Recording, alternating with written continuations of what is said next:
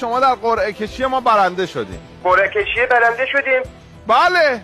چی برنده شدیم؟ پول چقدر؟ پول نقد. چقدر دوست داری؟ نمیدونم والا نمیدونم. یه حدس بزن عزیز دلم. به خدا نمیدونم. حدس نگفتم میدونی. حدس. از لباسشویی جان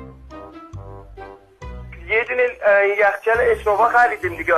نه شید الو سوختی نه؟